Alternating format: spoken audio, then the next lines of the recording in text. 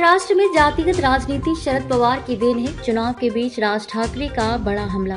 महाराष्ट्र विधानसभा चुनाव के बीच मनसे प्रमुख राज ठाकरे ने एनसीपी एसपी नेता शरद पवार पर तीखा हमला बोला है। उन्होंने कहा कि महाराष्ट्र में जातिगत राजनीति के पीछे शरद पवार ही हैं। इतना ही नहीं, राज ठाकरे ने शरद पवार पर राजनीतिक लाभ के लिए 1999 से महाराष्ट्र में जाति की राजनीति को बढ़ावा देने का आरोप लगाया। महाराष्ट्र विधानसभा चुनाव में महज 10 दिन बचे हैं। इस बीच राज ठाकरे ने पुणे में एक रैली को संबोधित करते हुए कहा कि जातिवादी राजनीति के नए संस्करण में मराठा अब ओबीसी अन्य पिछड़ा वर्ग के खिलाफ खड़े हैं। उन्होंने कहा, शरद पवार ने महाराष्ट्र में जाति की राजनीति शुरू की, राजनीतिक लाभ के लिए समाज में नफरत फैलाएगी। पहले ब्राह्मणों और मराठा समुदाय के बीच जातिगत तनाव पैदा किया गया, अब मराठा समुदायों और ओबीसी के बीच जातिवाद को बढ़ावा दिया जा रहा है।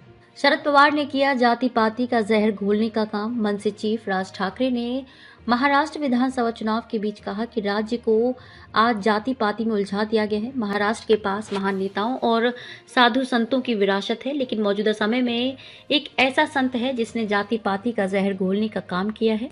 वह संत और कोई नहीं बल्कि शरद पवार हैं।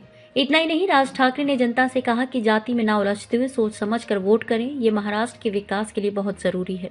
लाडली बहन योजना का भी किया जिक्र। मनसे प्रमुख ने कहा कि लाडली बहन योजना महायुति सरकार ने शुरू की है, जिसका फायदा कुछ महिलाओं को मिला है।